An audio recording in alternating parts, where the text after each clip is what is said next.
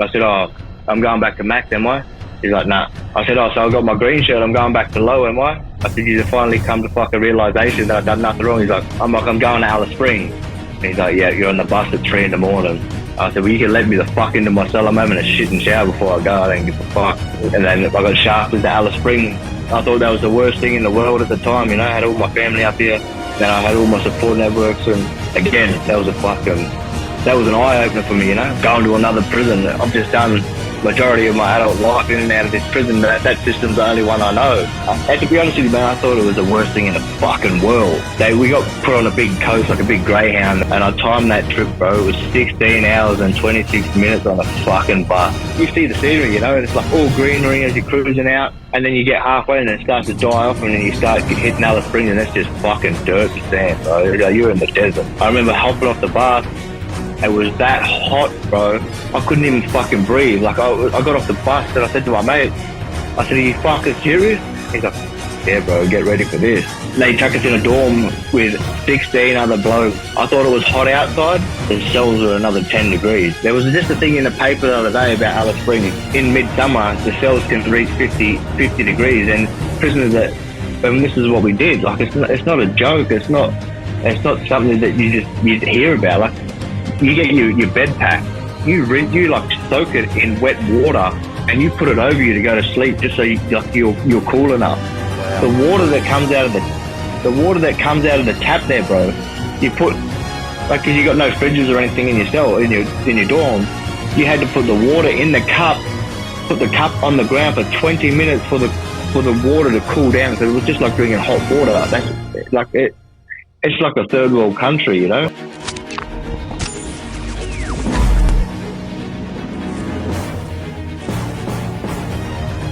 What's up, guys?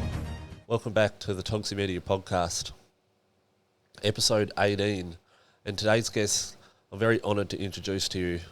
He was born and raised in Darwin in the Northern Territory, where a troubled upbringing led him down a path of drug dealing, crime, addiction, and eventually prison, where he spent the best part of his 20s in and out of the jail system. It's my absolute pleasure to introduce to you and telling his story for the first time, Chase Atkinson. Welcome to the podcast, brother. Thanks for having me. Appreciate it. No worries, bro. Now, look, mate, we linked up through the legendary Denny Lloyd, mate, which is pretty cool. I'm actually catching up with him on the weekend, which is going to be pretty cool. So, yeah, he spoke fairly highly of you and stuff, bro, and said you're going to be a good guest to get on the show, and never told your story before, bro, so let's hear it. Nah, never. Nah, he's a good man. He done a lot for me, getting me out. But we'll get to that later on, I guess. Yeah, for sure, bro. Let's rewind it back, brother. Let's hear about your childhood. You know, where you come from, your upbringing, and we'll see where we go from there, bro. Yeah, definitely. I was born and bred in Darwin, Northern Territory. Come from a family of 5, mum, dad, 2 other brothers. Growing up, we had a pretty good life, man. Like, we can't complain, you know. Dad provided for us at all costs. He owned his own business and he just supported the family. My childhood was good, you know, like better than most people. I can't complain. Like, where were you? Were you the eldest brother, or were you in the middle? I'm the youngest. Youngest, yeah, righto. Yep. Yeah, I'm the youngest. So, growing up with 2 older brothers was tough, you know. Not tough, but you had to learn things. You had to learn things a lot quicker, you know, when you got to go fucking toe to toe with 2 older brothers. But 100%, bro. So I'm on the other end. I'm the eldest of 4, so a little bit different there, brother. But yeah, I know what a little brother's like. That's for sure. But they were good. My brothers, I looked up to them. I still look up to them today, and they're still very influential in my life. Very supportive. So we come from a good family. So yeah. But yeah, growing up, primary school, normal stuff. Getting into trouble, getting suspended a lot. Played basketball as a young boy growing up. Was pretty successful at that. Played for NT school sports, territory rep for I think it was 3 years in a row, 4 years in a row. Yep. that was a big part of my life for a while. So Oh, basketball, are you very tall, bro? 6'3", 6'4". Yeah, right, yeah. Yeah, I'm 6'5", so you're pretty tall, yeah. Yeah. Yeah, right, yeah. So you played a bit of basketball and stuff, bro, and bit of a shit in primary school. Yeah, 100%. Yeah, yeah. So 100%. So you you started to go down a bit of a life of crime and get into the drugs and shit, bro. When did all that sort of stuff start to happen? Like, It's that probably started from when I was 15, 16. Started using ecstasy at a young age. Just it was readily available back then. It was it was the drug of choice. It was absolutely everywhere, and it was the pills were good back then. So I'm hearing you, bro. Like they were fun. Yeah, yeah. I come from Tassie, bro. You know, the little island right at the bottom of the fucking country, and it seems like, from what I hear, it seems pretty similar to Darwin. Like Darwin was late with getting everything. You know, Sydney and Melbourne and all that. That's where it all sort of starts. You know, but as you venture out from there, 100%. like, you know, like you say, the ecstasy and stuff, and then like as we've spoke off camera, the ice and stuff hit later on. Same as Tassie, bro. You know, I was in my mid fucking 20s before ice hit. Like, you know, it was. But yeah. Go on, brother. Sorry. Yeah, so I just started getting into that. Started going out, getting into nightclubs. I used to steal my brother's ID and go out.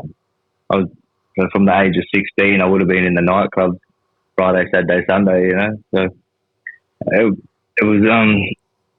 was a normal thing to do back then, well, for me anyway, and for the group of friends that I was hanging around. But mum and dad split up when I was 16.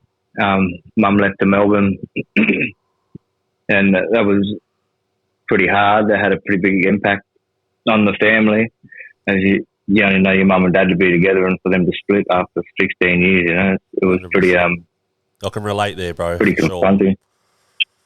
Sure. So Mum took off to Melbourne.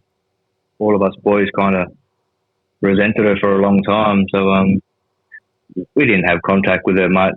It was very minimal. We were all obviously, can't speak for everyone else, but we were just going through the motions ourselves, you know. 100%. Dad went through a stage of depression. He just sat in his room and used to drink piss. So, and he suffered hard for a long time. Being 16 and your dad's locked himself in his bedroom and mum's gone, I had free reign. I wouldn't be home most of the week, you know? Yep. I just started getting into a bit more trouble. The party drugs, yeah, usually for the weekends and whatever, turned into a bit more of a habit. Yep. Started getting into fights in town, and I was just acting up. Like, it wasn't. I guess now I look back at it, it was probably a little bit just me venting my frustrations in a way as well. 100%. Not laying blame to anything or saying that was a problem. Like, I made them choices myself to go out and do what I wanted to do, you know. So, for sure. But, yeah.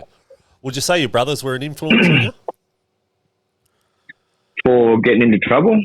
Just the whole sort of scene, the whole, you know, getting into the drugs and you know, going out and fighting and stuff like that, or no?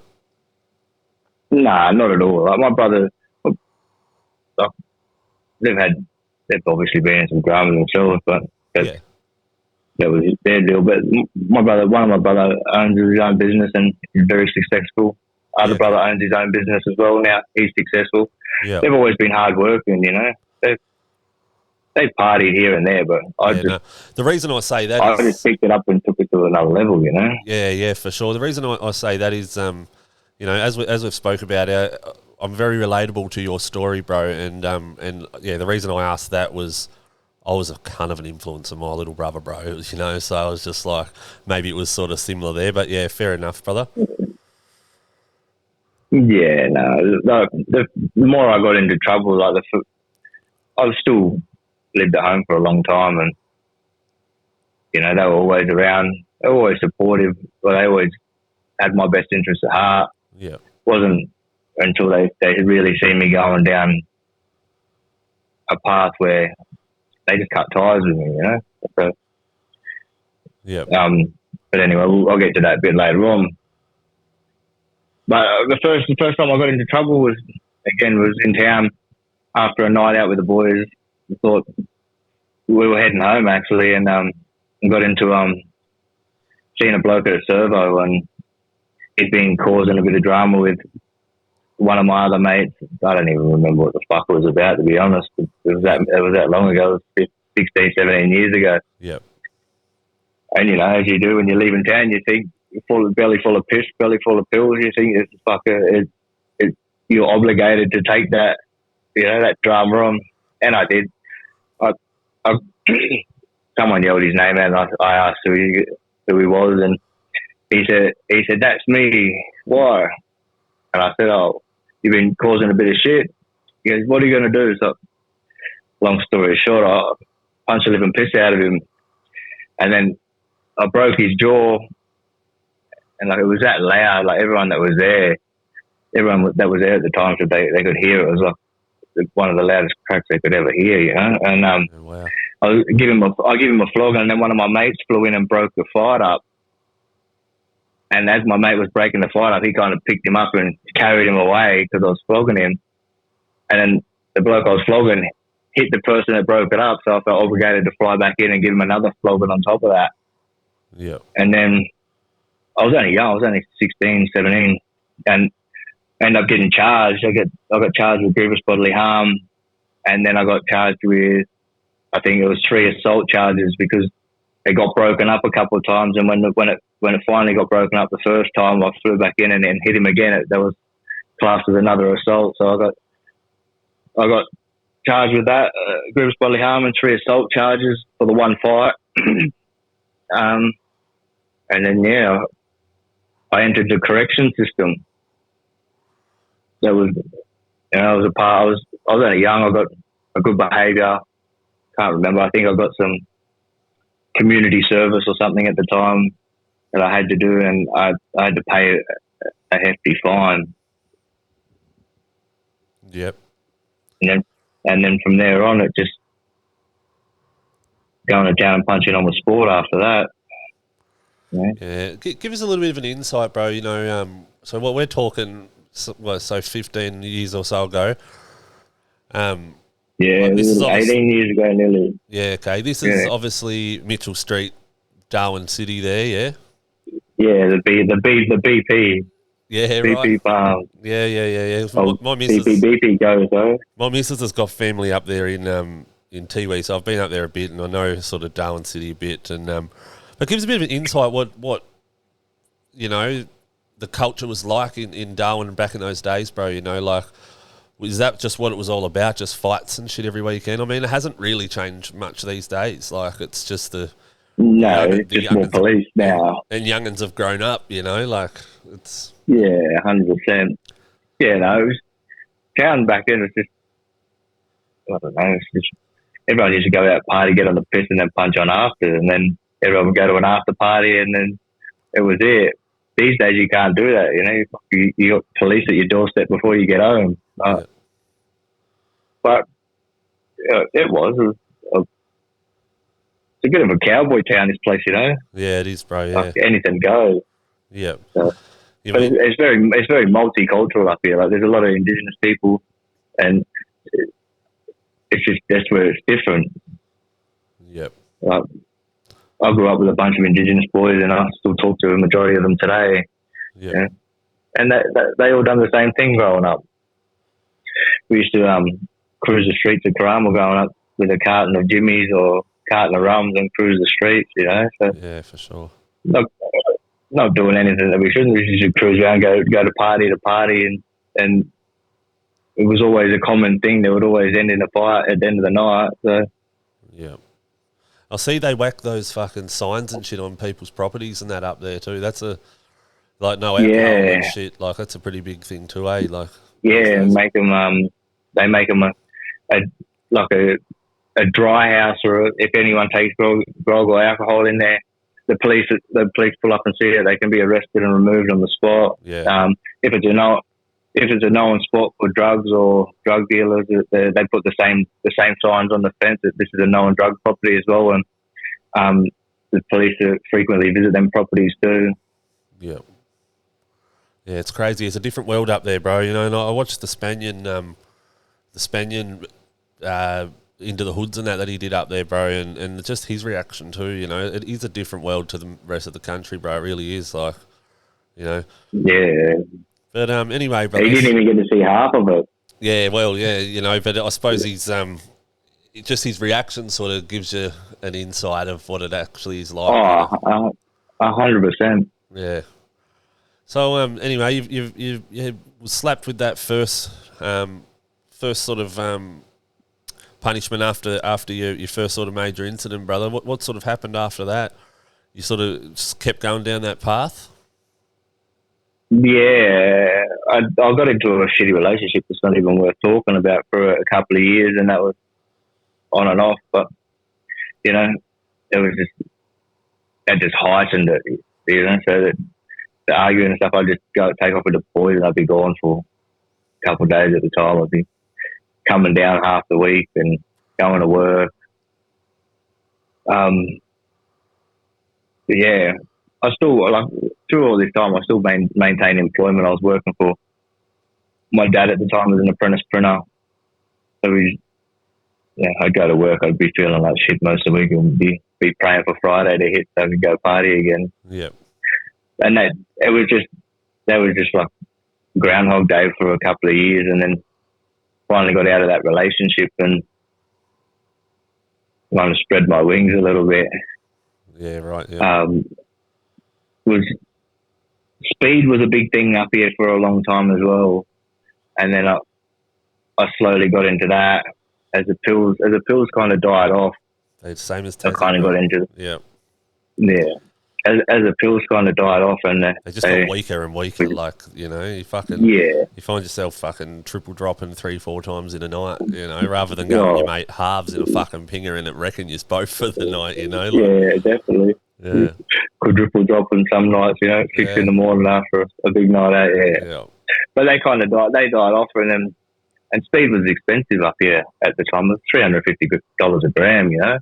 Yeah. So it didn't take long for me to realise if I wanted to keep partying that I had to get involved in try and make some sort of money off of it, and that's what I did. Got introduced to a couple of people, and that was a trade for a long time. That come with all this. It was like a bit like the ice scene, but not as cooked and not as much as the head fuck, you know. Like, yeah, 100%. It was a bit more consistent and reliable. Yeah. So that would have went from. I think I got into that at the age of 19, to be honest, 18, 19, and that went right through to 21, and then I got done for an assault. And then I was bailed. Oh no, sorry. My mate wanted me to drop him off some gear, and he wanted me to meet him at the fucking pub of all places. I'm like, I went down there, had 12 or 14 grams of me or something, and he pulled up. I pulled up, and a white Hilux come cruising down the road. And I just looked at him. I said, "Do you fucking know them?" Because they slowed right up. I said, "Do you fucking know them?" He's like, "Oh, they're not with me. They're not with me." And I went to jump in my car, and the next thing I know, we were fucking swarmed by detectives. And I was kind of lucky, you know. Like, I ended up getting done with the 14 grams. It was my first ever drug charge. Yep. And they grabbed one of my phones. And they arrested us on the spot, and I had a burner phone. And I called my dad. I said, he goes, "What are you doing?" I said, "I can call my dad." I said, just letting him know that he might have to come pick me up. They let me make the phone call, and that saved me. Yeah. Save me a headache, that did, I'll tell Yeah, you. okay, I'll get you. Fuck yeah. Your old boy knew what you were doing then. Like, nah, he had no idea. I okay. had to break the news to him on the phone. He had no idea. Like he was none the wiser to what the fuck was going on. Right. And I tried to emphasise to him the importance of what the fuck was about to happen. And that I still remember it to this day. Like, I'm just lucky that my eldest brother was there at the time, and my dad was stressing and walked into the shed and said something, and he kind of cottoned on, you know. And Yep. they saved me a lot more of a headache than I would have had to deal with, that's for sure. Yeah, unreal. And then I ended up getting bail. It was my first ever drug charge. I got bail, and then I was out, had to go home, explain to Dad what the fuck was going on. And, you know, it wasn't ideal. I had no conditions. I had no drug testing conditions, so I just kept using. You know, after an event like that, your lines get bigger that you're snorting, or the the spoons get bigger that you're eating. Yep. 100%. And then I ended up going in. I ended up getting done 3 days later for an assault, and went into jail. That was the first time that I ever entered the prison system, and that was at the age of, I think it was 21. Yeah. I think I was 21 at the time. 21 or 22, and I think that sentence, I can't remember, it was 3 months at the time. Yep. Everything kind of got put in together as one sentence, and the first ever drug charge. Back then, when I got done with the speed was still a Schedule 2, not a Schedule 1. Okay, yeah. So, yeah. So I dodged that bullet. Ended up doing 3 or 6 months for my first sentence. Done the whole time in remand. And that was an old Berrima prison. That place is, yeah. You hear Russell Benson talk about it. He spent some time down the back there, and it doesn't get any better out in mainstream. They still had dorms back then, so you're sharing a dorm with 12 or 14 other blokes. Yeah. Living conditions are putrid. It was good. I was scared going into jail the first time. I didn't know what to expect. You know, you hear all this shit around, fucking everything that you hear about prisons and stuff. 100%. You don't know what to expect. Yeah, 100%. And yeah, I think I was scared going in because I honestly didn't know. Yep. And then I got back in there, and unfortunately, it was like a high school reunion, you know, with all the half caste fellas and stuff that I went to school with. That majority of them were in there. A lot of my good mates were from primary school and stuff, were serving long sentences at that time too. Like, they were only young; they were going through the system. So you find comfort when you know people, don't you? But so that was an eye opener. To be honest, when I got back out, just straight back to it. Yeah. You get out, you know what it's like. You get out of prison, you're feeling fit, healthy. You go in looking like a wrung out rake, and you come out with a bit of size, and you're looking healthy.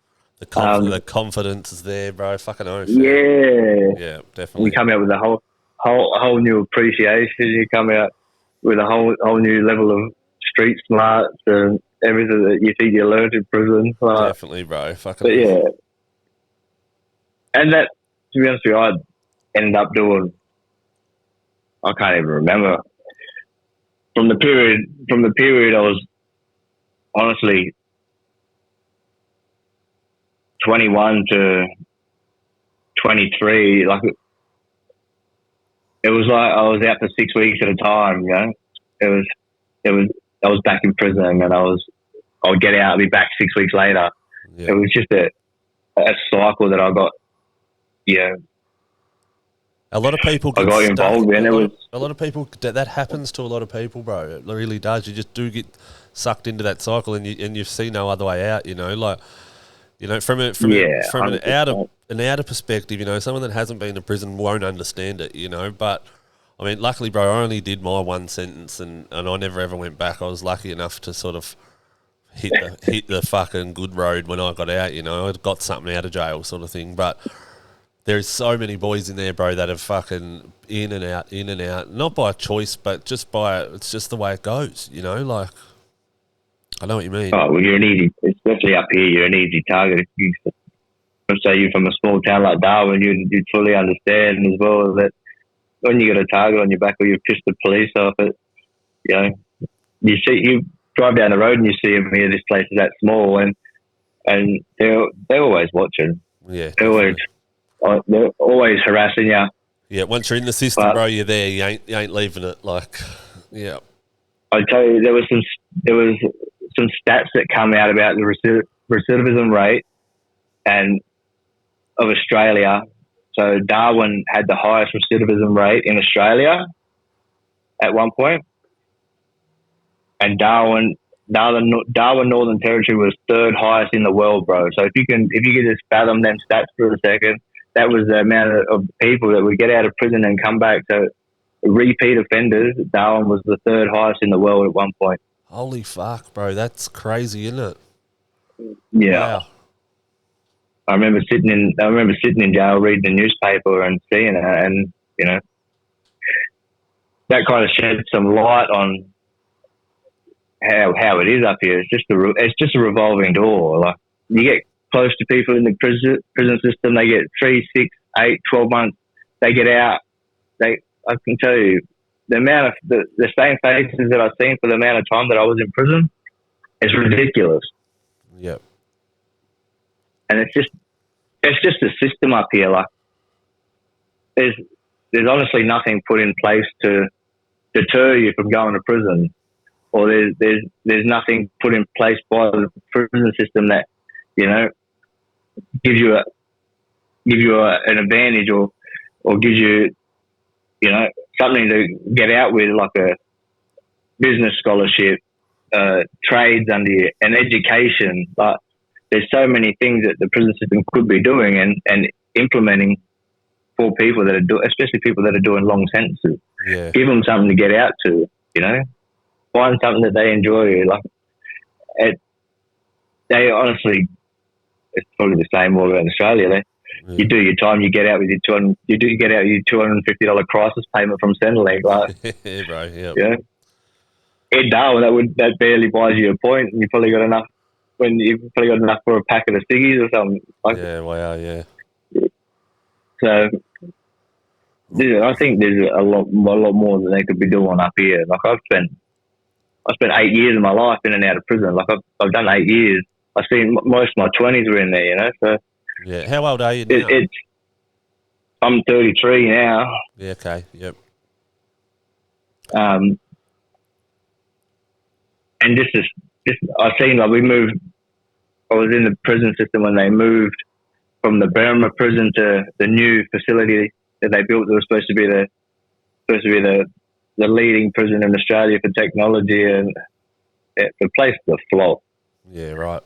The place is a flop because they can't even find the people to run it. You know, like it's absolutely ridiculous. Yeah. Yeah, right. So yeah, right. So you end up getting slapped with this big one, bro. With this big sentence. Can you sort of go into down that path and tell us that journey, bro? What led up to that, and yeah, and then sort of we'll go on from there. Yeah, 100%. It was just the speed trade was dying, you know, and no one wanted it anymore. Everyone was hooked on the pipe, and there was ice. This ice that was getting around. It was hard to get. Only certain people had it, and the price was through the roof. But I watched it for a long time. I seen it around, and I watched people slowly move into that addiction and into that drug. And for a long time, I frowned upon it, and I looked at the people that were smoking the pipe, and it disgusted me. You know, like it was weird because we had a group of friends, and it was like the group of friends slowly. Some took a few months, some took 6 months, some took 12 months. Everyone ended up eventually smoking the pipe, but it was another addiction, you know. Like, there's drugs and then there's ice. Yeah, man, like, sure. Before I was smoking speed before I started smoking ice, you know. And then when that was, what do you mean smoking? Hard to get or smoking speed, like. So just quickly, when you're talking about speed, obviously we're from fucking two opposite ends of the country, right? When you say speed, to me, it's the old school wet, you know, like whipper gack. You know, it's got that distinctive smell. You know, you can smell it through the bag, bro. Yeah, same sort of stuff. Yeah. So what you were smoking it? Through a pipe, like, or?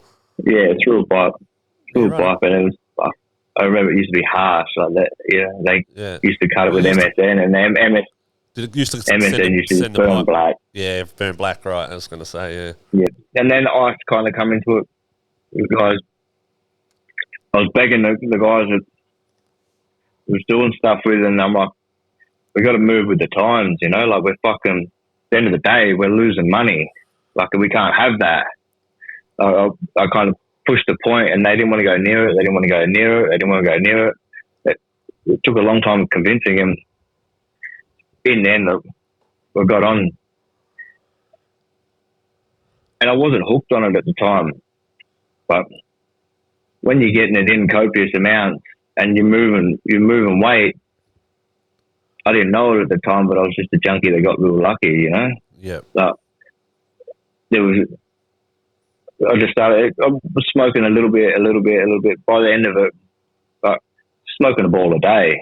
Yeah, you know? Yeah, been there, bro. Fucking. But the habit was that bad. I was lucky. I never injected it. I never got to that stage. You know, everyone has their views and their, you know.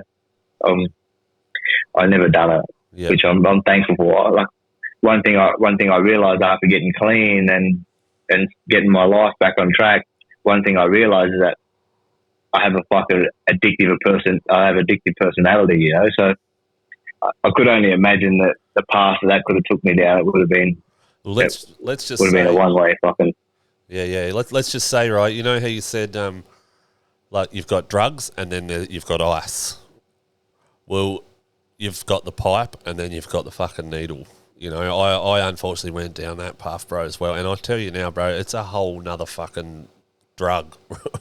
Really is. You got the pipe when you're doing it, like, you know, intravenously.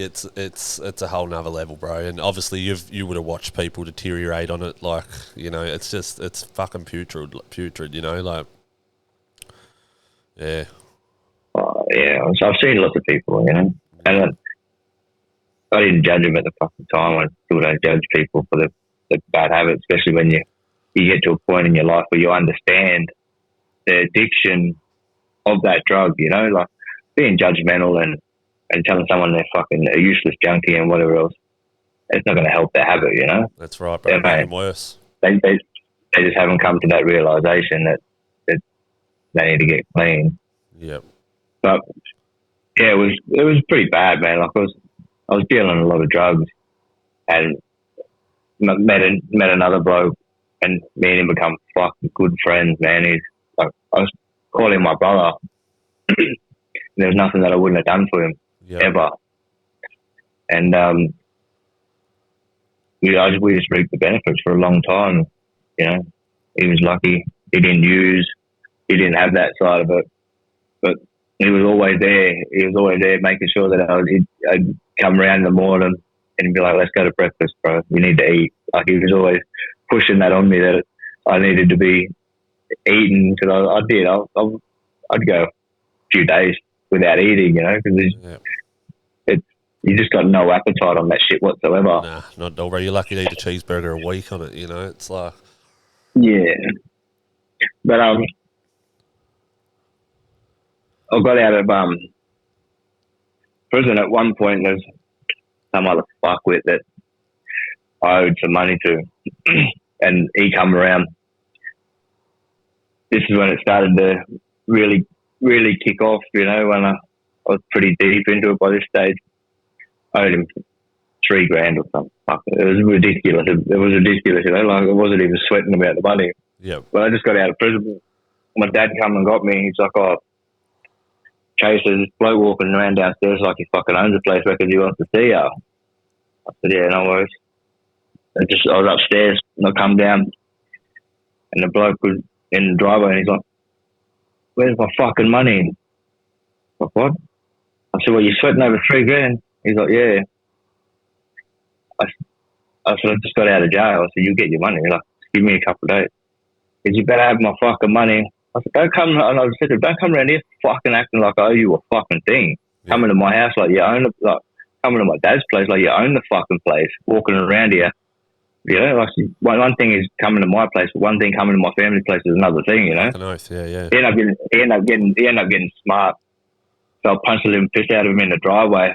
And then my dad come out. My dad's a straight 180. He doesn't do fucking anything wrong, you know. He come rushing out and broke the fight up and he's like, "Take this down the fucking road, Case," you know, because I don't need this shit here. It's embarrassing, which it was. Yeah, for sure. And the bloke turned to my dad and he's like, "If we take this down the road, it's going to end real badly for your son." I took that as a direct threat, you know. Yeah. I ran upstairs. I grabbed my 9mm. Dad walked back in the shed. This guy was reversing out the fucking driveway. I grabbed my 9mm. I didn't think, you know. I was heightened, probably cooked. I just loaded the thing. This is 4 o'clock on a Monday afternoon in a industrial area. He's driving out the driveway, and I just let it rip. I put 4 on the side of his door, and I never seen a car take off down the road so quick. Yeah, wow, yeah. Dad come running back out, and he's like, "What happened?" I said, "Oh, someone must have let some fireworks off or something." Like he was none the wiser, you know. Yeah. But that's when it really started to get intense, and you protect your own at any fucking cost. Like I'm all about paying the bills or whatever else, but don't come to my family's place, man. You know. 100%, bro. Yeah. And he never come back after that. Put the scare up him, bro. But yeah, and it was just that life, bro. You know, like I bought a pistol. I had a spare clip. I might not have been a good shot, but in my head, I was going to get you with one of the fucking 16 shots. You know. Yeah. And for a long time, I would, bro. I'd go down the pub and I'd be playing the pokies, having a slap. I'd have a 9mm jack down the front with a spare clip in the back. You know, that was just the mentality. Yeah. Fucking a pocket full of gear, and that was just the mentality. I went, and then one of my mates said to me, he goes, "You know, you get caught with this pistol and you're going to go straight to jail." And the mentality was back then. I was like, I'd rather go back to jail for being caught with a pistol than being ripped off for 30 or 40 grand on the street, you know? Yeah. And that was the life. Yeah. Fucking oath, bro. I relate so much, eh? It's like, it's literally giving me fucking, hearing you talk about this, you know, like just over drug money and shit like that. It's literally bringing back memories, bro, from, you know, back when I was selling the shit too, and I mean, you know, the shit that comes with it, bro. It's like, yeah, it's a putrid life, you know, but I mean, I suppose like we wouldn't be where we are today, bro, if we hadn't have lived it. We wouldn't have learnt the lessons we've learnt, and you know what I mean? Like it's 100%. Yeah. Like you try to explain your life, but you get people that are interested all the time that ask, "Oh, what's prison like? What's this like?" Or they glamorise the life of, you know, being involved in drugs and having pockets full of cash and, you know, feeling like you're untouchable and not having to work. It's not a life that you know. It's not, bro. But that I think is glamorous. It's not. No, let's just. It's not a life that I think that's. Yeah, let's just take your mind back though to you know, back to those days, and I know for myself, like it was fucking nothing but cool to live that gangster life, you know, to be that cunt with the gun and the gear and the fucking and the reputation that, you know, fuck with me and I'll fucking put one in you, you know. It was it was cool, bro. Let's admit it. You know, there's no other reason you wanted to be like. You wanted to have that reputation. You know, you wanted to fucking like. But yeah, like you said, you look back now and it's such a fucking putrid life, bro, isn't it? You know, fucking miserable. And now that I look back at that life, and you know, I can't think of a single time that I was ever honestly, genuinely happy. You know, like I was. No. Either you fucking high as a kite, or you're coming down and you feel like shit. Like I was lucky. I was like I said, I had copious amounts of the stuff at one point where I didn't have to worry about coming down. But the novelty wears off too. You know, like it does, bro. Yeah. You're using just to get through your day. Yeah. Did you ever suffer psychosis? Like, was you a paranoid sort of person on it, or? Oh.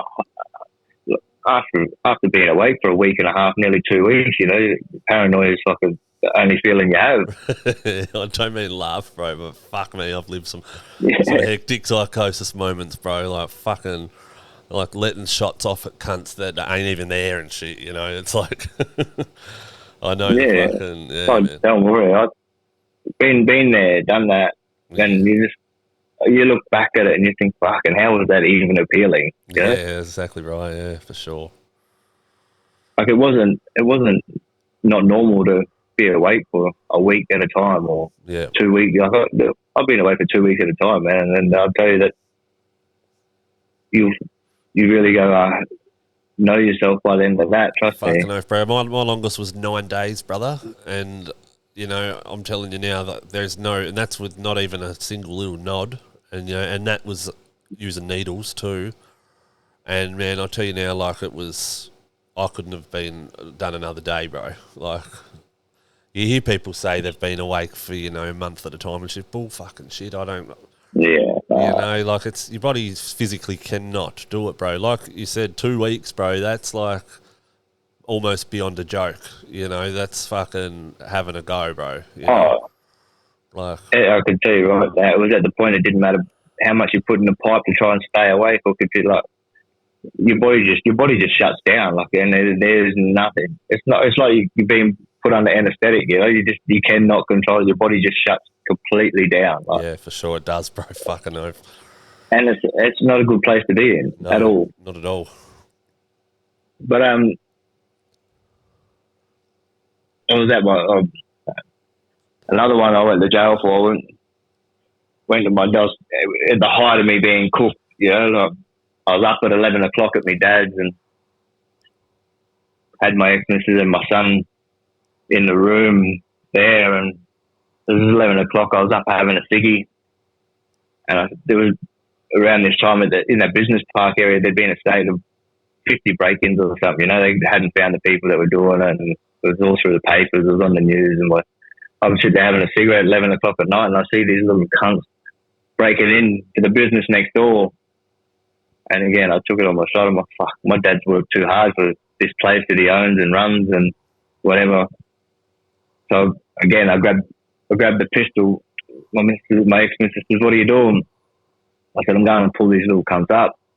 You know, I'm going to tell them if they can fuck off into another area. Like, I don't care if that's your thing, you want to break in, but if you touch my family's places, I'm not going to have it either." For sure. So I jumped in the car and I pulled up next to them. I ended up chasing them through the business area and telling them I wanted to pull over and punch their heads in and whatever else. And they were running away, and there was a bit of a car chase in there. And there was like 5 of them in the car, and I was by myself. I'm just cooked, you know. I was thinking I'm just going to fucking punch the living piss out of these cunts. Yeah, teach them a lesson. They didn't end up pulling over. Yeah, 100%. That was the moral of the story. Yep. And they didn't pull over. Again, I just wound down the driver's side window, clocked the block, and shot their front tyre out, you know, and they fucking skied it off down the road. I got back home, and mate reckons, "Well, what'd you do?" I'm like, "I don't know." Like, she's like, "No, what the fuck did you do?" And then I just said to her, "I just scared them, you know." She goes, "You can't fucking do that. They're going to go to the cops." I'm like, "They're breaking in. They're criminals. They're not going to go to the cops, you know." Yeah. This is my mentality. I'm like, they're not going to go to the fucking police. they're breaking in places, they're criminals. They're not going to go to the cops. I was never more confident in my life, you know. Yeah, yep. But that was on a Sunday night. Like 4:00 in the afternoon. The next day, I had the Bearcat SWAT team TRG in my dad's driveway. Come down, and they give me a touch up that day. But they raided the place. Obviously, the people that I shot at went straight to the cop shop. The cops obviously set up a crime scene, and they found a 9mm casing on the strip of road that they told the police we were at. I was absolutely mortified, man. I was never so disgusted in my life, and I just couldn't believe it because that was my mentality. That was my head. I didn't think anything different. I'm like, obviously they're criminals. They're going to live by the criminal code, you know. Yeah. Nah, straight to the cops. Cops pulled me in, tried to question me. They didn't find it. They didn't find the gun or whatever. But the evidence was kind of. They found the casings. That was probably the strongest bit of the evidence from what I remember. But one of the passengers said that the gun was purple, bro, you know. So I'm like, I said, I told them I had a flashlight in my fucking hand and I was just shining it at them. They didn't buy that story either. But I ended up going to jail for 18 months for that. But when I was getting arrested, one of the detectives, they're like, on the way back to the car, they're really trying to put the pressure on. They're like, you know, if that bullet didn't hit the front tire of the car and it hit the side of the door or it hit anywhere on the body of the car, he goes, I can guarantee you would have been charged with 5 times attempted murder. I'm like, there's just, I didn't give a fuck at the time, to be honest. But, yeah. You know, my life meant fuck all. I was a junkie using drugs. Going back to jail was a bit of rehabilitation and a social gathering. Yeah. So that's how it was. It was just in and out of prison for stupid shit. Yeah, right. Yeah. So what the Stuff cops that had nothing to do with me. So what they ended up finding you guilty then for it, like. I think I might have pled guilty early and got a lesser sentence. Yeah, right. Yeah, yep. So took a it was plea deal. Yeah, and then I got out. That's when I got out after that, and then really after I'd done that sentence, I think it was 18 months or something, and then I really kicked it in another gear, and that was my trade. You know, it was just dealing and using drugs. I was on testing and corrections testing at the time and stuff. You know, I was lucky. I had a mate that would fly in. That was FIFO that loved getting on it too. He'd fly in. I'd have to sign into corrections. He'd piss in a bottle for me. I'd go use it. I'd dodge my piss test up. You know. Yeah. Wow. And it was just that cycle. There was nothing that you wouldn't do to keep using. Yeah. And yeah, I did, man. There was a lot of crazy stuff that happened. I never thought I had a problem either, you know. We don't. You don't know you've got a problem till you stop, you know. Like, yeah, I remember having mates come over and it'd be like Tuesday morning or something, you know, some ridiculous time, and the sun would be coming up, and you know what the sun was like when you fucking being a few days old, you see that sun, you think, oh, fuck, it's time to go to bed. But it was at the point where I used to say to the boys, right, this is it. I'd pack a pipe, rack a few lines. I said, we got to smoke one, rack one, smoke one, and then I'm going to bed. And they're like, righto. And that was it, you know. That was how it fucking went. That was my life for a long time. Yeah. And it was sad because it come with its negative sides too, you know. Like, my brothers stopped talking to me. They seen the path that I was going down. I become distant from my whole family. You honestly don't see it or realize it at the time because you just got like, tunnel vision. You do, you know? Yeah. Your whole life revolves around using fucking drugs. Yeah. And it's piss poor, you know. I lost the best part of my life in my 20s for being in and out of prison. If I wasn't in prison, I was in my own prison by using, you know. I was a slave to the fucking drug. Yeah. And it come with it's come with its consequences. I lost my family. You know, I lost the most important people in my life because they obviously couldn't bear to see me like that, and they run their own businesses and, you know, I embarrass them, you know, and that's probably the hardest thing today to sit with, you know. It's like, yeah, it was a good time, yeah, party, whatever, but like, just a shame that you bring on your fucking family because you're just too selfish to realise that you're in a state of addiction. Like, bro, that drug, it sucks you in, chews you up and spits you out like you're fucking nothing, doesn't it? Like, it's just, yeah. and takes everything from you. Like, it's just, unless you live it, you truly don't understand it. It's like you've got to live it to understand the depth of it, bro. It's a fucking hectic thing, bro, you know. And you know, maybe that first puff on the pipe might not do that much to you. It might keep you awake for a little bit, and, you know, it doesn't physically feel like you're that high, you know. Like, it's, you know, especially if you've tried pills and you know, and you've done a bit of whipper and that in your time, you know, you have that first pipe, bro, and it's, oh, that's fuck all. But before you know it, brother, it's something else, bro. It's yeah, man, it scares me for the generation, for my kids, you know, just to... Yeah, 100%. Yeah. And that's what I've always said and emphasised to people. Like, I hope to God that none of my family, nieces, nephews, son, anyone that, like, or anyone, I wish no one sees a day of the life that I lived or walks that, have to go down that path of addiction, you know, because you just lose touch with reality, and that's all it is. 100%. Yeah, right, brother. But yeah, I was moving a bunch of gear, and one of the runners ended up getting done, and he was supplying to the 16-year-old, yeah. Obviously, I didn't know at the time he got done, and they all obviously rolled. You know, I had no idea at the fucking time. And then he went in for a little bit, and then I had his missus ringing me saying, "Who's going to pay the bills now? This, that, the other." And then she blatantly said to me on the phone, "She's not going to give you up for dealing drugs." I said, "You can tell the police whatever you want. You know, I don't do a fucking thing." She was demanding something like a 4-pack of fucking Woodstock or so. I can't even remember. It was something stupid. I was like, not fucking having it. She goes, "Oh, I'm going to call the cops." She called the cops on me. Sure enough, I got raided. I was picking some money up, actually. And the coppers swarmed me. They all swarmed me. I was lucky enough to get away. I chucked the car in reverse and something out of Fast and Furious, grabbed the handbrake and whipped it around 180, and one of the 200 series cars was coming in. And just as I just missed his bumper and I got away, they chased me down the road. And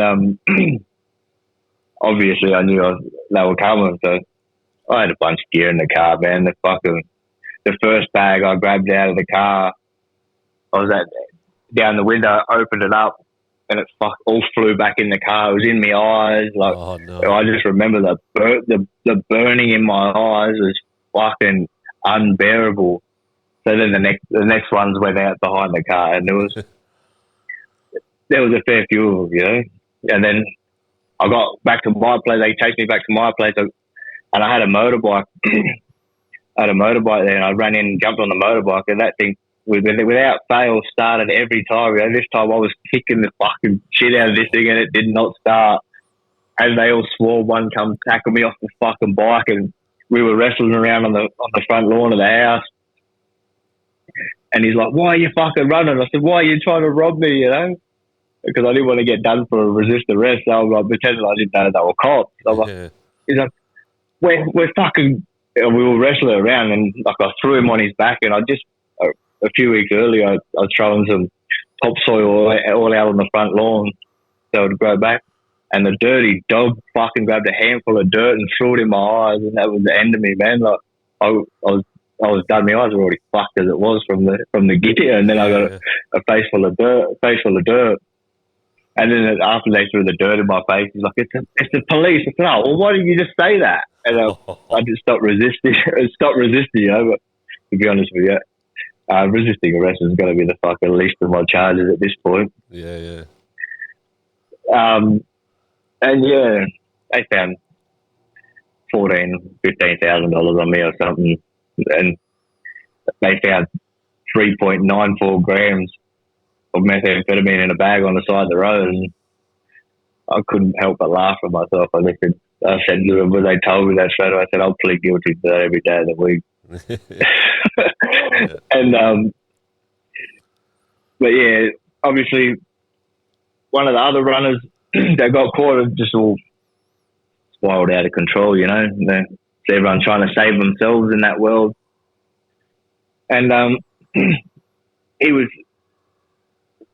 supplying this 16 or 17-year-old girl with drugs, and there was a supply to a minor charge, and they whacked me with that. And instead of me, they pressured me and talked to me about it, instead of me fucking saying, oh, you know, old mate's fucking issue, I took it on the fucking chin.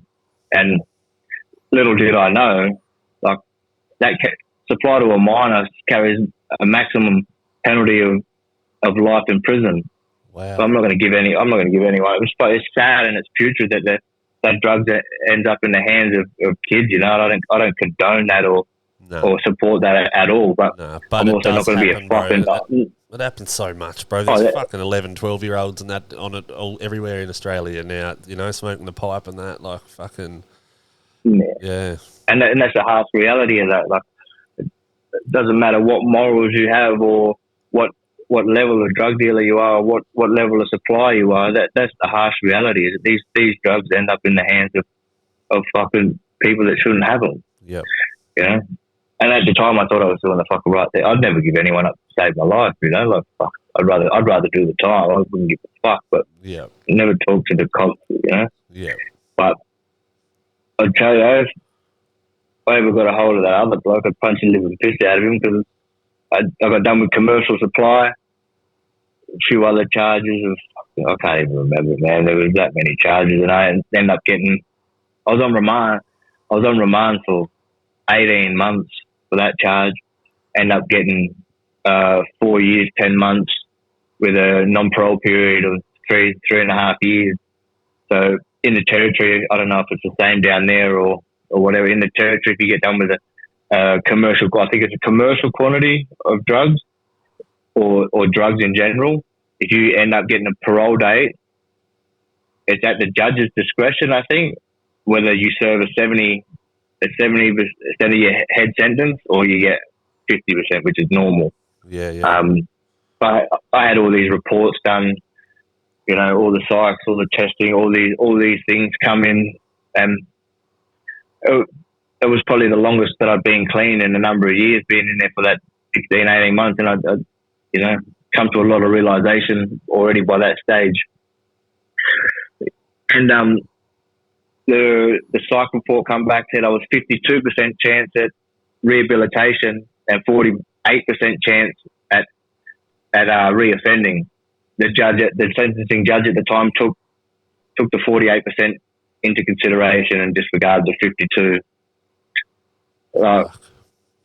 Yeah, it is what it is. And you'd done 70% of the sentence then. I'd done a little bit more, yeah. And then I got sentenced, and there was a lot going on in the prison, you know, like, you're not allowed to smoke in there, you're not allowed to, there's no ciggies, nothing. There was fucking, I used to just get smokes in every now and again, you know, like, pass the time, punch some durries. Like, was Boop a thing, bro, in there, up in the territory? Like, it's not as bad as it is down south. Like, you get a handful of people that are on the subbies, but they go up to medical and they get their fix and they come back down. They're all fucking popping and, you know, out of it, real talkative. But it's not. It's not a commodity, you know. It's not not fucking. Yeah. Fuck, bro. In so, Tassie jail, bro. I was in there through COVID, bro, and people were buying, like, you know, I actually got a bunch of them in through a visit, you know, and people were buying a strip, bro, for $1,000 a strip. You know, some people will pay $1,500 a strip. Like fucking. Yeah. It's insane, eh? I got out with there fucking about eight grand in my bank or something like that, which was good earn. Yeah, fucking oath, yeah. Plus, I was high as fuck on the shit in there too. You know, it was yeah. I've just seen people use it. I've seen people use it, and I've seen it be passed around between, you know, certain friends in the prison, and they just get it and spew up all day. So I don't see what the fucking a lot of people attraction to it is. A lot of people shoot it and stuff. I mean, in Hobart, in Tassie, in the prison down there where I was, they smoke it up here. Yeah, smoke it. You spot it on the foil, bro. Yeah, but see here on the Gold Coast, bro, or in Queensland in general, it's a like I know blokes that are doing time now and that have, you know, done time up here, and they say they snort it, bro. They fucking mix it with a bit of water and snort the water. Like, it's the best way to do it, apparently. But it's like, at the end of the day, bro, it's just another fucking, it's just another thing you can get addicted to, and it's just another shitty, putrid thing, you know? Yeah.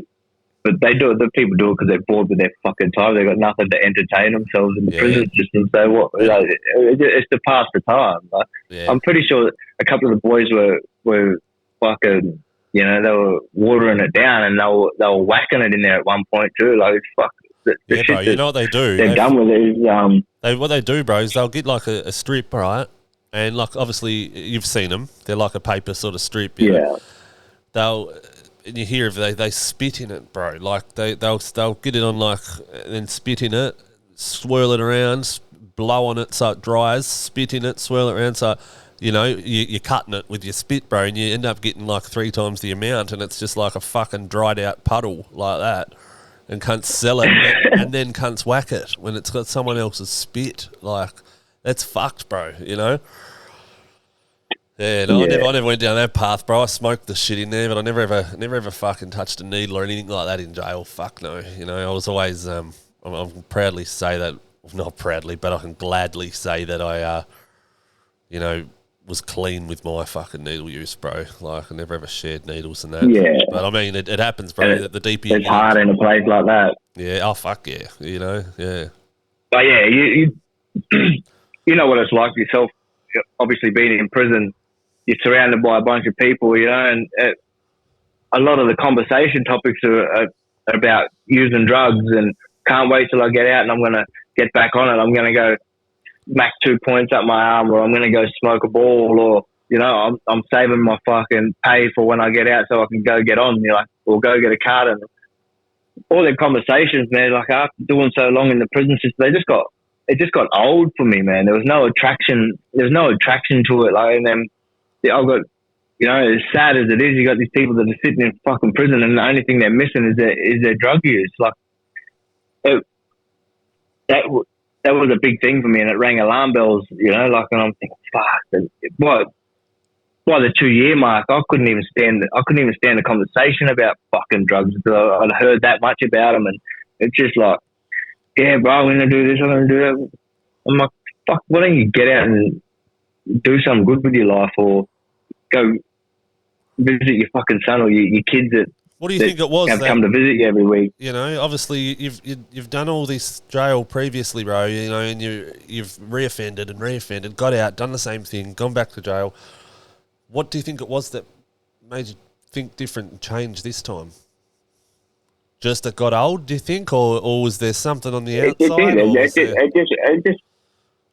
To be honest with you, it just got old. Like, everyone that I ever done anything with, when I went to jail, they were fucking safe, you know? Like, I never once fucking ever thought about taking the easy way out or anything. But at the end of the day, the buck stopped with me. I look back at it, I'm the only cunt that's still in fucking jail after all these years. And, you know, everyone that I've protected is out there making bank still and kicking goals, and I'm sitting in prison. Lost my partner, my ex-partner, and my son. They left me at the start of the sentence, which, you know, how much do you lose? How much do you keep losing? How much do you keep risking? Like, that was a big eye opener for me, man. Is that the people that I've done right for and I looked up to these people, fucking idolized the fuck out of them. Yeah. You know, and you know they did. They all turned on me. Yeah. What are you gonna do? You're gonna keep fucking running the gauntlet and going to prison for years at a time? I know there's a lot more people that are doing a lot more time and done a lot more time, but 8 years is enough for me. Yeah. Like, I'm tapping out at that, you know. Fucking oath, bro. And I was getting hassled by the screws in there. I was getting piss tested, on the weekly at one point, you know. And because chronic was a big thing in the prison up here, you know, the synthetic weed. Oh yeah. Yep. Yeah, it was fucking huge. Like it was, everybody was smoke. I can't stand weed. I hate weed at the best of times, and yeah. Yep. It would send these people, like I don't know what the codes are down there, but code blue in Darwin is a medical emergency, and medical had to come down. There was people getting put in wheelchairs and put in stretchers every day because I was smoking chronic during the day. Like it was a fucking thing, and you know, I was getting piss tested. I was getting harassed by them. Like when I went in there, you go on this thing, you go on this list, and I was classed as you're on the PIP list. I don't know if it's a public interest prisoner or public interest prisoner, I think it's called. So it's pretty much classed as a high profile prisoner. Right. Yeah. So whenever you get smacked, your rooms get raided, your rooms get turned upside down. But it's just fucking. I never used drugs in jail. You know. Yep. I adapted the mentality a long time ago. Like, if you can't quit drugs in jail, you can't quit drugs at all. Like, and that was just something that I held close to me. I know it doesn't apply to fucking everybody, but that was just my mentality, you know. Yep. And I'd smoke cigarettes and stuff in there, whatever. The boys would get some in, I get some in. Like, we'll smoke some ciggies from time to time. Yeah. And that's what got me through. I got sent back to maximum security. What did I get sent back? Oh, this is how pathetic the prison system is in Darwin. I know, you know how you get your toll-free numbers on the phone system? Yep. So you can call your lawyers and stuff? Yep. They brought out in Darwin Crime Stoppers. It was a toll-free number on the phone, so prisoners could ring up the Crime Stoppers and report stuff that was happening. The number went on Friday. Yeah, the number went on a Friday on the phone system. Saturday, I'm out there jogging laps, training, doing some pull-ups, whatever, you know, run around, go up to the office to get a drink of water from the bubbler. The senior comes out, he goes, "Hey, Chase, pack your shit. You got to go back to Max." And I laughed, you know. I was in like not a low security, like it wasn't open security. It was like the lowest part of the mainstream prison you could get to. Oh, minimum, yeah. And I'm like, I'm like, oh. And I laughed. I walk up. He goes, "No, I'm fucking serious. You go pack your shit. You're going back to Max." I said, "Well, give me an explanation as to why the fuck I'm being shafted, you know, like on what grounds." Can't tell you that right now. It's the weekend. I can't tell you that information. I said, "Well, but you got the information to move me back to Max, but you don't have the information to tell me what I'm being moved for." Had an argument with him. I said, "Righto," because lockdown in Max, you're open from 9 a.m. till 3 p.m. You know, and like you're locked out of your cells up there and everything. And then the prisons go through a fucking lockdown. Like they can never staff the place, so there's always one section of the prison or some part of the prison that's locked down. It's usually Max. Yep. I said, "So I'm going for a shower and I'm going to pack my stuff then." He's like, "Yep." I went back, rolled a cigarette the size of a fucking foot-long sandwich, sat in the bathroom, smoked that. I had to shower, packed my shit and went back to Max. Then I was over in Max for a few weeks and they sent me back over the medium side.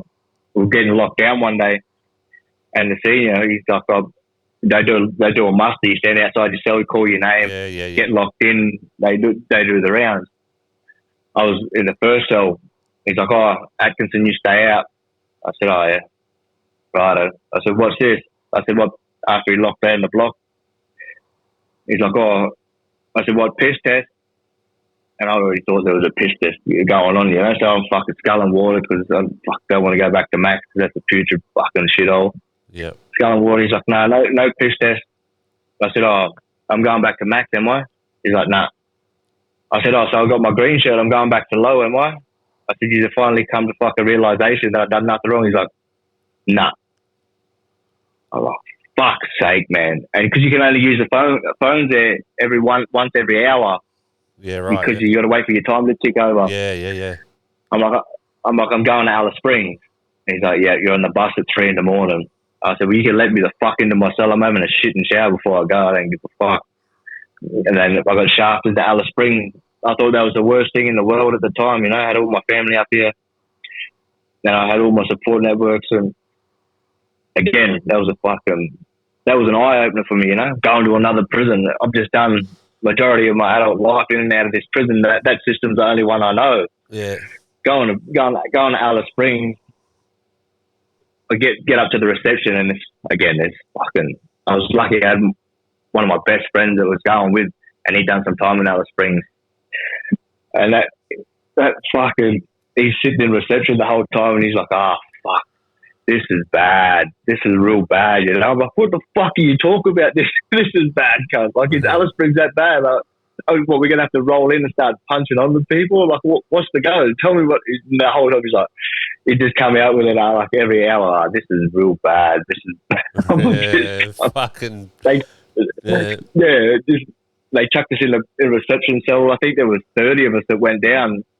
So they chucked us in a reception cell. We were on the bus at 3:30 in the morning, and 16. Like, we went on a big coach.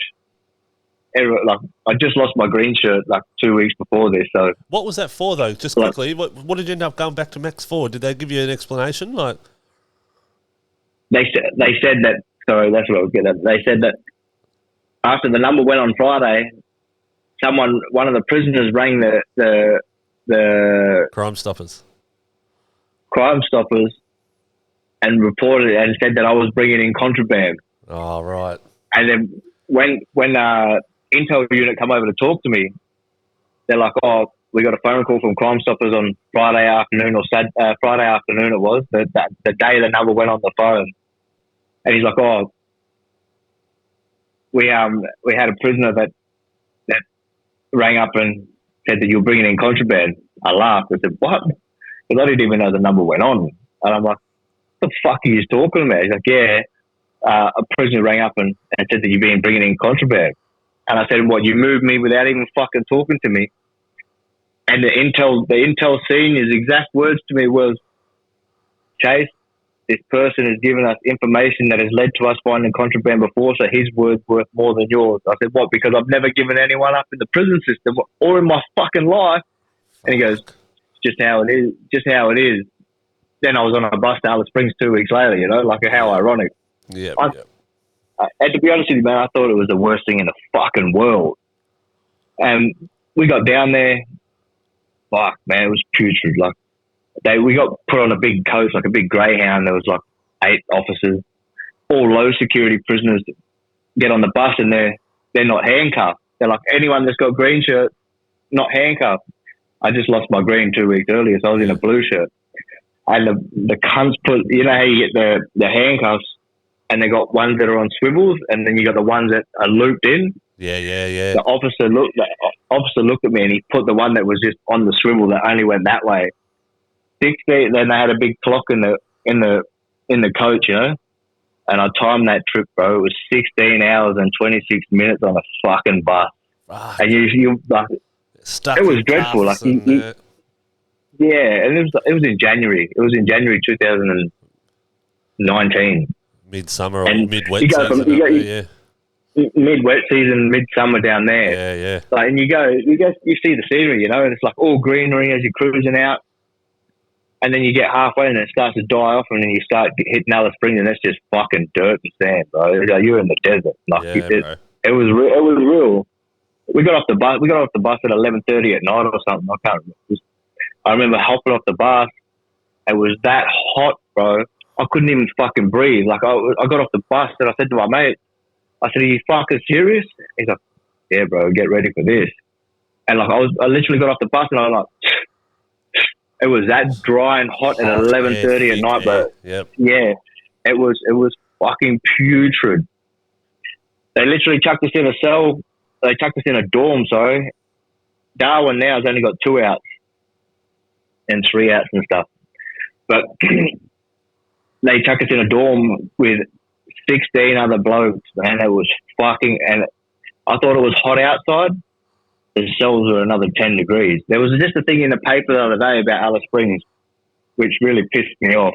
And Shannon posted it as well. Yep. They're like, it's saying that in midsummer, the cells can reach 50 degrees. And prisoners that, and this is what we did. Like, it's not a joke. It's not something that you hear about. Like, you get your bed pack.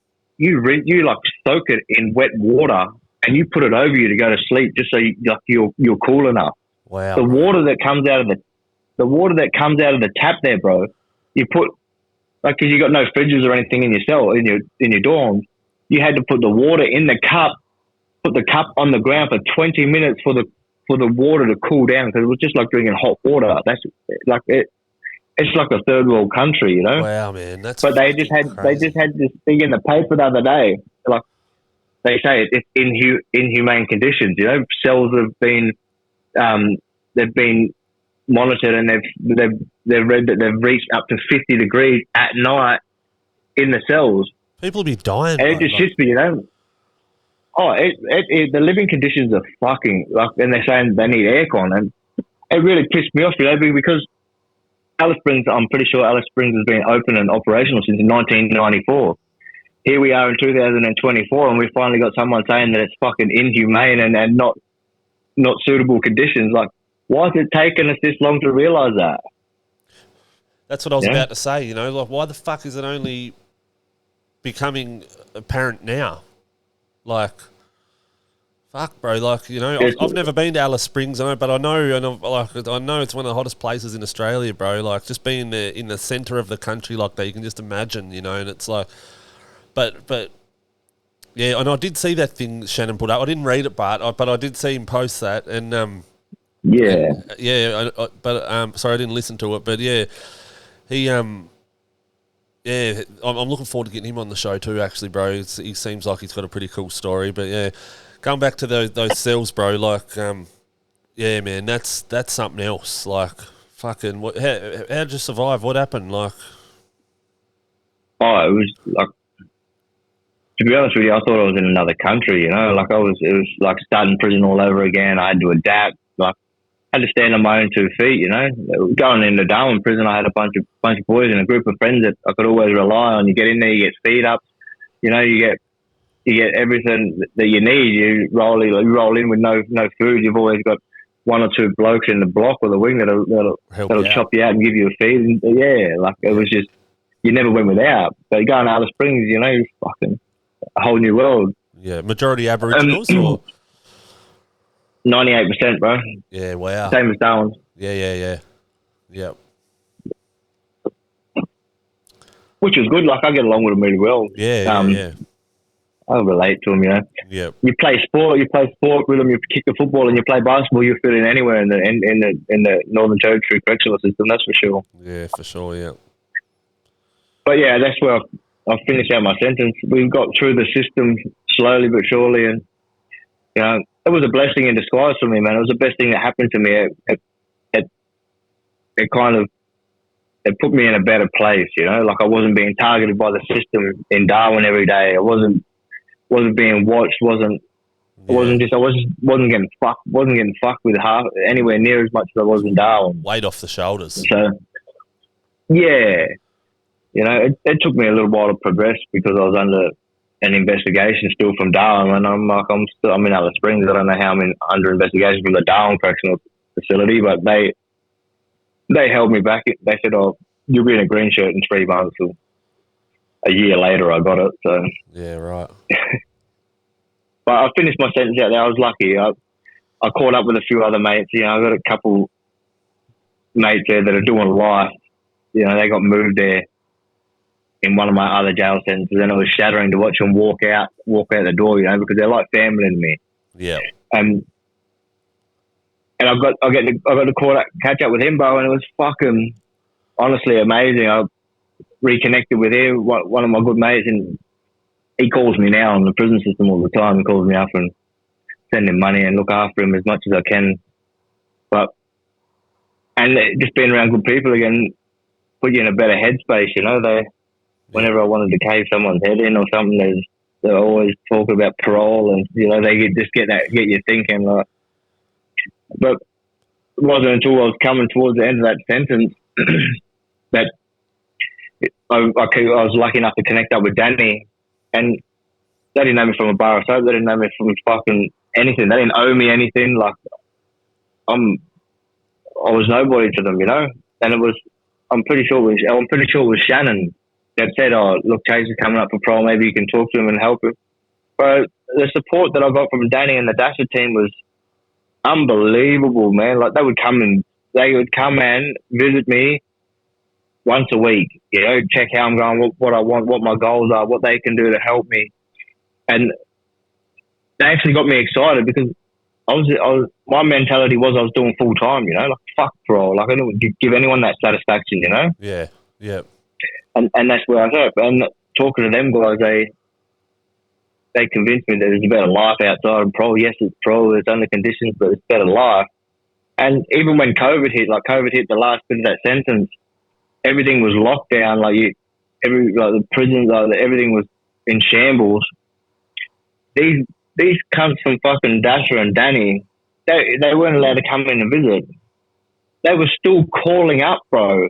They were getting professional calls and getting us as a professional call and going and talking to them for an hour on the phone, like getting let out of the block and that. Like the lengths that they went to keep communication and in just such a positive manner, you know, and was always pushed. Like I didn't want to go to rehab. My parole ordered me to go to rehab. By the time I'd done my 4 years, 3.5 years, 4 years, I was well and truly over my drug habit, you know. Like, oh yeah, fuck but yeah. The one thing I appreciate, and I think parole, that the rehab had its effect on me, was it was a reintegration, man. Like I'm still today I'm institutionalized. Like there's some things that my head will never be the same because of it, you know. Like honestly, think I got a level of PTSD just from the lockdowns and just the system itself, you know. It's fucked with my head that much that, you know, it ain't normal. But it was the reintegration side of the rehab, you know, because you're still in a confined space. You don't have your freedom. You're not in the prison system, but you still get to go out for shopping days. You still get to go out and to do programs. But you slowly reintegrate back into society. And for me, that was probably the biggest factor of my success, you know. Like going to the drug programs and stuff like that was easy because I was already over my drug habit. Yeah. And that was probably the the best thing for me, you know. Like, yeah. So when was you released, bro? How long have you been out for? My release was in August 2020. Sorry, the 13th of July was my release date. I got out in August. And 3 months at DASA to come back to Darwin. And I did. I went back to work, got away from everything, started training, found a new life, you know. And then I was doing good, kicking goals, still talking to Danny, still talking to all the DASA boys. Whenever I'd struggle, met my girlfriend.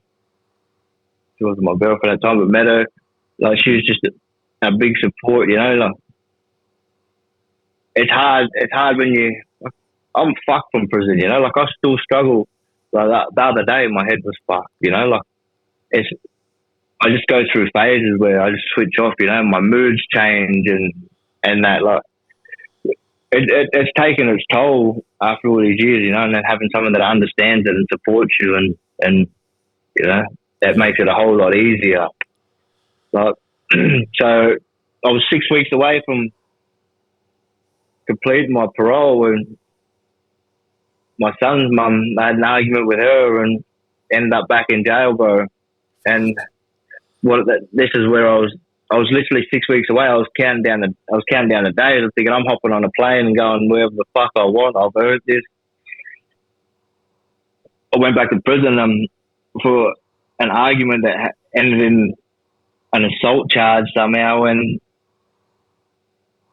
the judge that I sent you off stream, that judge, she was the one that sentenced me. We'll flash that up on the screen, bro. Yeah, bro. She didn't have a bar on my argument or anything that was going on. Like, there was more to this story, but they just portrayed me as this fucking person. Anything that my lawyer said, they just shut it down. Like, and I was going for bail. I was supposed to be going for bail on the day that I was getting sentenced. Like, I was remanded back into custody. You know, I had an ankle bracelet on still. I was fucking peeking about what's happening with my parole. My mum's partner just passed away, you know, and he was a pretty big influential person, a big supporter of me throughout all my jail sentences and stuff. He passed away. This is how insensitive they were. I was in prison, bro, and we were in COVID lockdown again, and they buzzed me up in my cell intercom. It was the prison support officer, and they fucking tell me. They said, "Oh, Jason, there's been a passing in the family. I've got COVID in fucking prison. You know, we're on lockdown. We've been locked down for, I think I was talking to my partner about it today. She didn't see or hear from me for 5 weeks, you know, like it was putrid up here, bro. Yeah, bro. We were locked down for 3 weeks. I think it was 4 weeks straight, man. Like, they were just feeding us through our door. Like, wow. It was the amount of time that we spent in that cell. I noted it all down. You're fucking bored with your day. I ended up penciling it all down. How many weeks? Like, and first day, like, second day, fucking week, 2 weeks. No, like, this is like COVID lockdowns. No phone calls, bro. No visits. No. Fucking no buy-up. Like, you're living on what the prison give you. Like, it was a fucking shit show. And then I got these insensitive cunts ringing my intercom telling me that my mum's partner's passed away. You know, I ended up smashing the TV and fucking the whole cell and kind of having an episode, you know, like. Yeah. And then I'm buzzing up the chief. I'm like, let me to the fucking phone. He's like, you're in a COVID red block. We can't let you out. So I don't give a fuck about COVID. She's like, well, literally, my mum's husband's just fucking died. Let me talk to my mother. They didn't let me out. My family had got me a bail application to go to his funeral. It was to get bail and fly out and attend his funeral and then come back and hand myself in, which I've never run from the police apart from that drug time, you know, but like I've never gone on the run. I've never ran from police. Like whenever I've been arrested, I've been arrested. Like I've never run. Yeah. So in my eyes, I'm not a fucking flight risk, you know? And, they organised me a bail. I went into court, got denied bail, had to go to the Supreme Court, got denied bail. And then I had one more chance for bail, and that was before the judge. I can't even pronounce her name, you know. When to go to, and she took the matter on. She was a new judge that just happened to see it on the day or got put in front of her. And, you know, the lawyers are like, oh, we'll go for bail. And she just said straight out, she's like, bail. He's here for sentencing. Like, there's no way. I don't care what the reason is. He ain't getting fucking bail before me or anything. Like, she was just real nasty. Didn't hear any of the arguments. Didn't anything we put to her. And then the lawyers. I was on a video link, and I'm calling my lawyers every fucking 5 minutes, talking to them on the phone. They're like, "Do you want to get sentenced?" I'm like, "Oh." In my head, I'm like, "Sentence." I said, "Let's get sentenced." I said, "But if she gives me any more than 6 months for an argument." I pled to an assault charge for grabbing my ex on the arm when she hopped in the car. That was an assault. Yeah. So I said, I'm not going to get any more than 6 months for that, you know. And then they're back and forth. Every argument that my lawyer put up, she just shut the fuck down. Like she didn't have it in a bar. She was nasty, man. Did she know anything about your past and that, do you think? Or do you reckon she'd read into you like... I reckon it was like it felt personal, you know? Yeah. And I'm like, in the end, man, Mark, I just had my mum's partner die. Big sport. Like, I was fucking over it. Like, I'm like, let me just do my sentence. I'll plead. You know, I pled guilty. And I said to my lawyers, if we get any more than 6 months, let's appeal it straight away. That's my direction for you to follow. Well, I got 9 months for that. 9 months. And then on top of that, the judge said, and while you're at it, Mr. Atkinson, we're going to revoke your whole parole that you've just done. So you don't get street time up here. So I was 6 weeks away from finishing my parole, which was a 17 and a half month order. I had to serve my 9 months in prison before I was eligible for parole again. I ended up doing 13 months.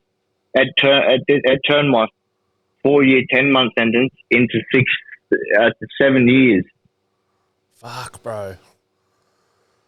Fuck, man. So I went back in for 13 months. I just done 15 and a half months for free on fucking parole, not stepping a foot out of line. So I done that, done the 13 months. There's 28 months, and then I had to get out and parole for 12 more months. So I just added 3 years to the sentence straight away. Fuck, man.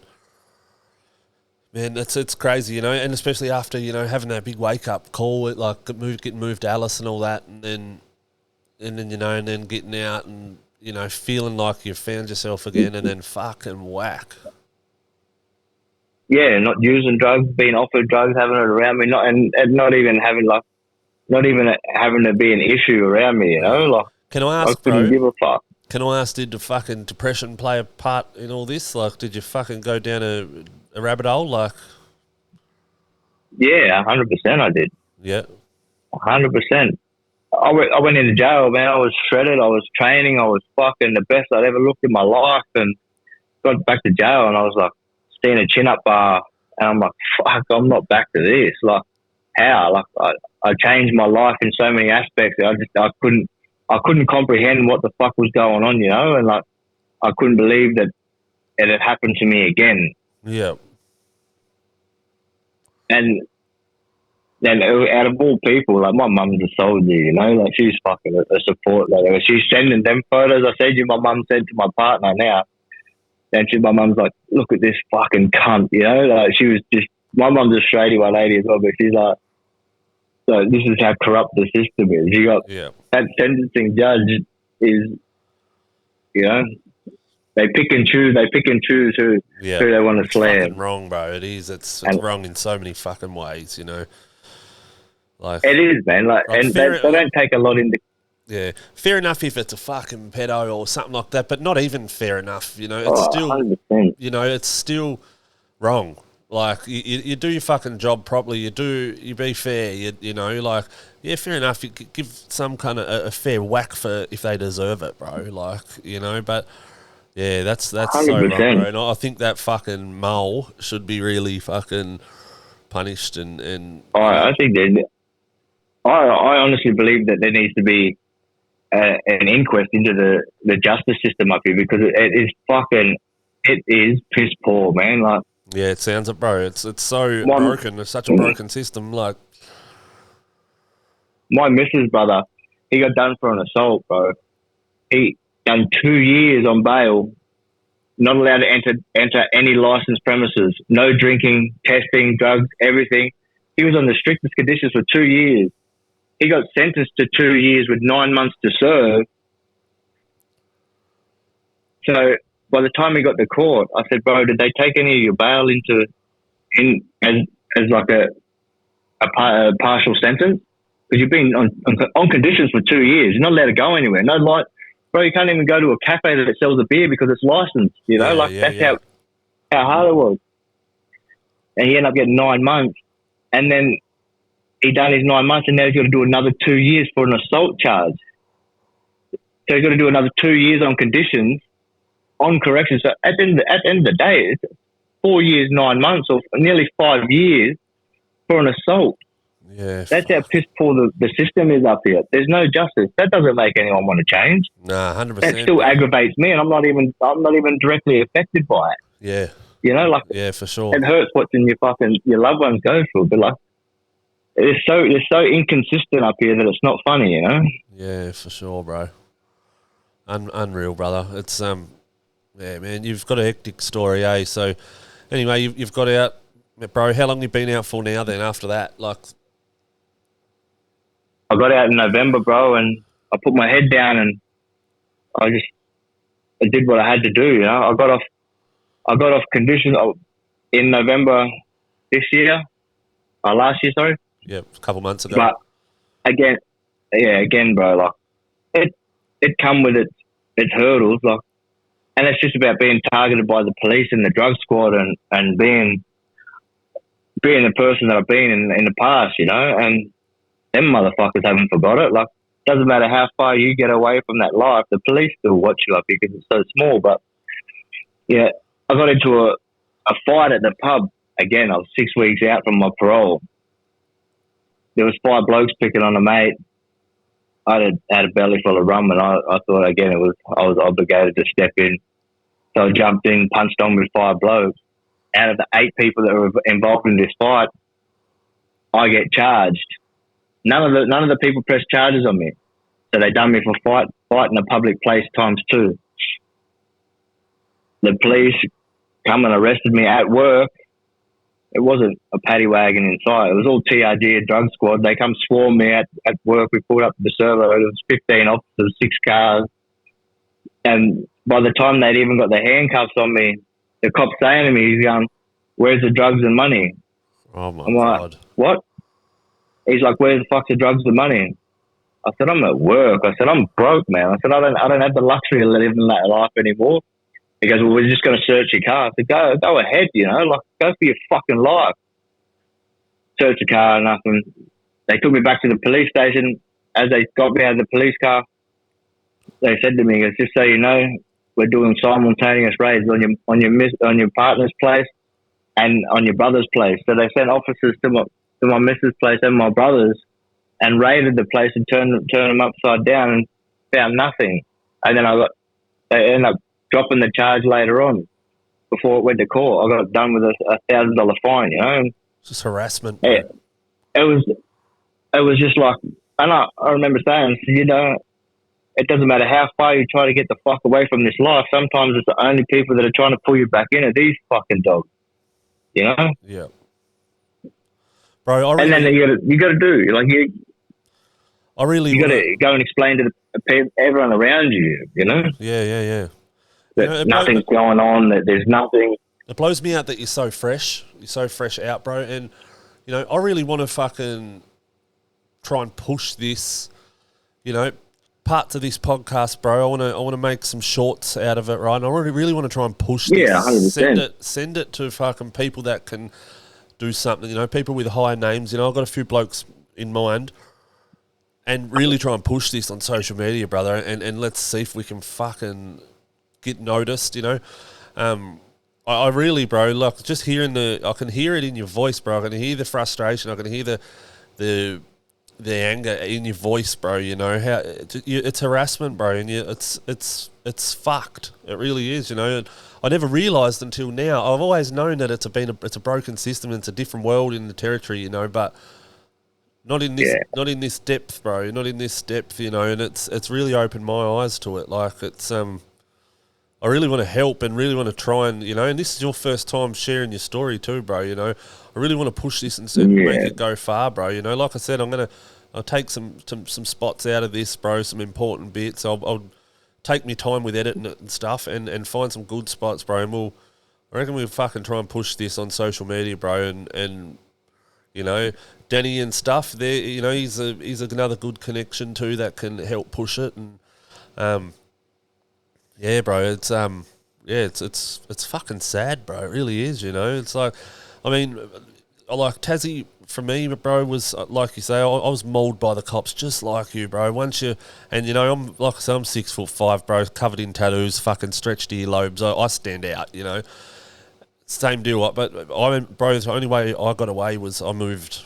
I was always moving, you know, like me ex and the kids and that moved up here too, so I was always moving and stuff, but I would have been back in jail, you know, like, but the same deal with the drug squad and shit used to harass me just from previous charges. I hadn't touched it sold it for years and they still harassed me and that, you know. But yeah, I moved, bro. I got away from the Tassie, but you shouldn't have to do that. You know, it's like, yeah, you know, like, Yeah, bro, it's fucked. But look, brother, we are coming to an end, bro. Is there anything else that you want to get out? Yeah, I just want to give the family a shout out for everyone that supported me and helped me get out of prison and give me employment and give me a place to stay. And, you know, to my eldest brothers, you know, Ben, Shane, Leah, well, you know, everyone that's ever helped me. Like, you know, everything might not be perfect, but it's never gone unappreciated, you know. Unreal, brother. Do you want to, I mean, it's up to you, brother. Do you want to put your social medias out there? Yeah, put the socials up there. Yeah, what are they, brother? And again, you know, I'll send them to you. Yeah, all right. Well, they'll flash up on they'll flash up on the screen anyway, bro, and be in the descriptions and stuff, bro. But what about throw a bit of advice out there, bro, for anyone, you know, that's probably travelling, say, down the road of addiction or you know, starting to mingle with ice or anything like that, or a bit of advice for somebody heading in that direction, bro? 100%. You know, the thing with the ice addiction is that you never really, no one can tell you to stop it. To me, there's no rehab or anything to stop you. There's something that has to happen from within, you know, and I hope everyone finds that. 100%. I hope everyone finds that in them, you know, that kick up the arse that they need or that inspiration that they need to, you know, people see this life as glamorous. They see it as, you know, pockets full of cash, big flashy gold chains, you know, not working. I can tell you there's nothing glamorous about it. When you look at the extent that it hurts your family and the amount of prison time that you're going to do, like, you know, everyone says it. Like, It's not just you that goes to jail, it's everyone around you, and everyone else hurts just as much. You know, I can tell you there's not a day that goes by where your parents don't think or your partner doesn't think, is he all right in prison? Is he sleeping? Has he got enough food? That goes through their mind, and that, you know, that's traumatic on them. So 100%, bro. You know, and it takes a man to acknowledge. There's nothing glamorous about it. It takes a man to acknowledge that too, bro. You know, I'm going on 2 years clean myself, bro, and I'm only just starting to acknowledge the impact that it had on the people around me, my loved ones and shit. You know, it's like you said, you go into that fucking tunnel vision, bro, and it's a world that only you can understand if you know. But yeah, just acknowledging that the pain and hurt and misery you put your fucking family and your close people to you through, it's you know, it does take a man to admit it, brother. But Chase, brother, it's fucking. I'm 8 years clean. 8 years clean of meth, and I've never felt better. Every day you feel better when you're off that stuff. Yeah. Unreal, bro. That's awesome. Yeah, fucking oath. You know, and to think 8 years, the amount of shit that's happened in 8 years with that trade, bro, it's just gotten worse. It really has, and it's still getting 100%. Worse, you know. So yeah, I fucking praise you for that, bro. That's a long time, you know, fucking oath. But yeah, look, brother, it's been an absolute honour having you on the show, bro. And yeah, it's been a pleasure meeting you too, bro. And hopefully one day we'll fucking catch up in the flesh, have a beer and a yarn, and yeah, bro, keep being you, mate. Keep putting one foot in front of the other, brother, because you're a fucking good lad, bro, and you deserve the best, bro. And fuck the system, man. We're going to do something about this. We're going to push it. We'll fucking push it, bro. On you, brother. Let's do it. I'm here for it. Guys, that is Chase. Easy. Thank you. Appreciate it. Easy, bro. That is Chase Atkinson, guys. We hope you enjoyed it.